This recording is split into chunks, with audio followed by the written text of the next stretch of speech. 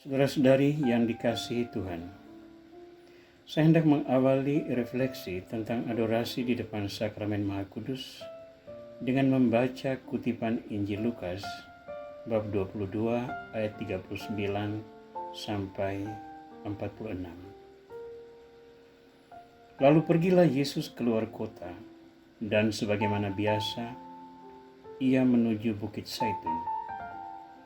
Murid-muridnya juga mengikuti dia. Setelah tiba di tempat itu, ia berkata kepada mereka, "Berdoalah supaya kamu jangan jatuh ke dalam pencobaan." Kemudian ia menjauhkan diri dari mereka kira-kira sepelempar batu jaraknya. Lalu ia berlutut dan berdoa.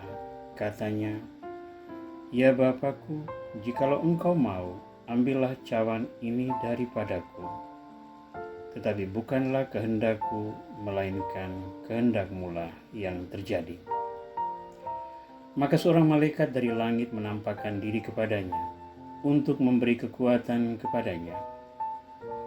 Ia sangat ketakutan dan makin bersungguh-sungguh berdoa.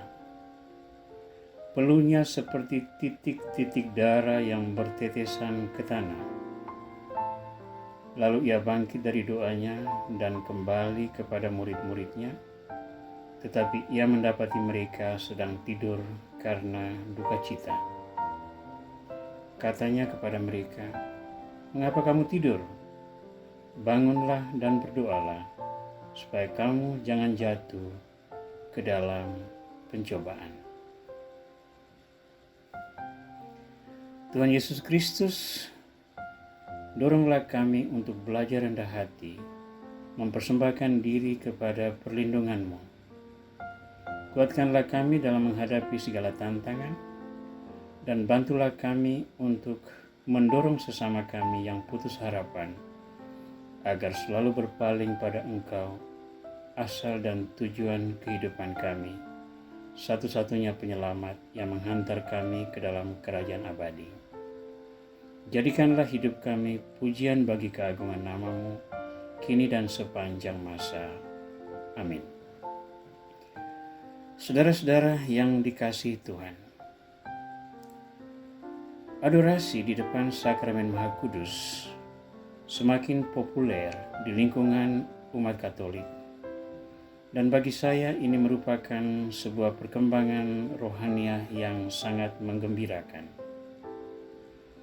Di mana-mana saya menemukan orang menyediakan waktu untuk hening di depan Sakramen Maha Kudus, membawa banyak intensi doa, dan berjaga bersama Tuhan yang bertakhta di dalam Sakramen Maha Kudus, menyatu dalam keheningan, berusaha menyerap kehendak Tuhan, dan menimba kekuatan untuk menjalani hidup setiap hari.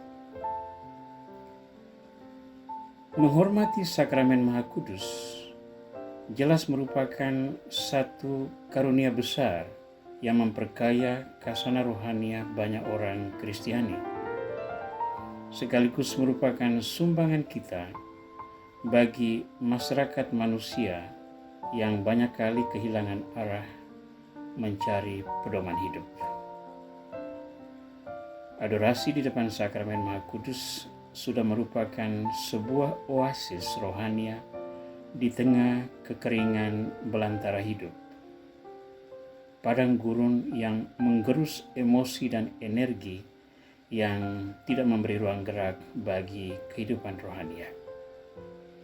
Maka saya mendorong banyak orang untuk terus mendalami adorasi di depan Sakramen Maha Kudus sebagai sebuah warisan rohania yang berharga, yang layak untuk diperjuangkan. Bagi saya, makna berdoa di depan Sakramen Maha Kudus berakar pada pribadi Kristus sendiri. Dalam refleksi ini, kita mendalami aspek kerendahan hati Yesus Kristus, Putra Allah, yang menyerahkan diri demi penebusan umat manusia. Ketika berdoa di Taman Getsemani, Yesus mengajak murid-muridnya menyertai dia. Dalam peristiwa itu, aspek kemanusiaan Yesus sangat menonjol yang tergambar dalam bentuk ketakutan yang begitu hebat. Ia bahkan berdoa kepada Bapa kalau mungkin piala penderitaan itu diambil daripadanya. Tetapi di akhir hari hanya kehendak Tuhan yang terjadi. Ketika ia berdoa dalam ketakutan yang luar biasa, ia mengharapkan dukungan dari para muridnya. Namun ternyata mereka tenggelam dalam kecemasan. Mereka tenggelam di dalam rasa kantuk dan menyerah pada kelemahan manusiawi. Berdasarkan refleksi singkat, peristiwa Kristus berdoa di Taman Getsemani yang mengharapkan dukungan moral dari para muridnya, kita mendalami refleksi tentang adorasi di depan sakramen Maha Kudus sebagai wujud pengakuan kita akan kerendahan hati Tuhan dan pengorbanannya bagi umat manusia. Kerendahan hati sudah tercermin dalam peristiwa Getsemani dan pengorbanannya berpuncak pada peristiwa salib. Dan itu konsisten dijalankan Yesus walaupun tidak disertai oleh para muridnya. Dengan kata lain, kekuatan itu hanya datang dari Bapa Surgawi yang memberi pengutusan kepadanya. Namun pengakuan terhadap kerendahan hati Yesus Kristus adalah sebuah tantangan tersendiri bagi kehidupan rohania kita masa kini.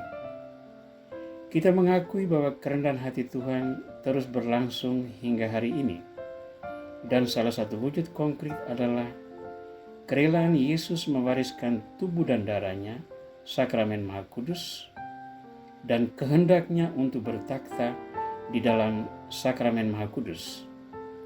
Sehingga kita, umat manusia, dapat mengalami secara nyata kehadiran Tuhan dalam rupa yang sangat sederhana, yakni sakramen Maha Kudus yang ditakhtakan di depan kita.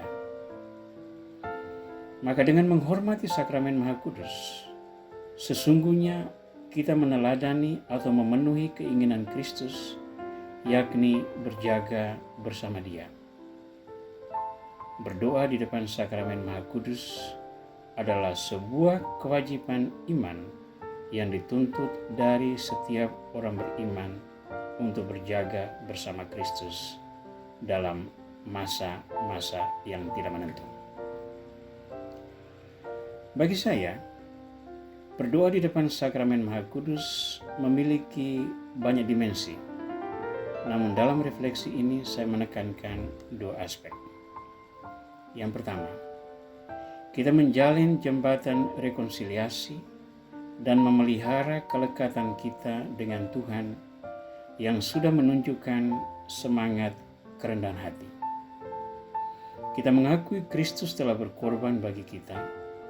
Lalu dengan rendah hati kita menjadikannya sumber inspirasi untuk bisa melakukan hal yang benar, baik bagi diri kita maupun bagi sesama.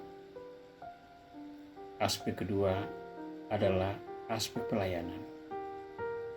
Yesus berkata, "Apa yang kamu lakukan kepada salah seorang dari saudaraku yang paling hina ini, kamu lakukan untuk aku." Maka adorasi di depan sakramen Maha Kudus sama seperti kita menyerap daya ilahi yang datang kepada kita untuk keluar dan melayani sesama yang tidak lain daripada Kristus yang hadir di dalam diri mereka. Sebagaimana Kristus telah melayani kemanusiaan kita, sekarang dengan daya iman yang kita peroleh dari adorasi di depan sakramen Maha Kudus, kita mau melayani sesama yang membutuhkan bantuan kita. Maka jadikanlah adorasi di depan sakramen Maha Kudus sebuah kesempatan untuk memperkaya iman pribadi, sekaligus menimba kekuatan untuk melayani sesama yang membutuhkan. Tuhan, jadikanlah kami alat cinta-Mu bagi sesama. Amin.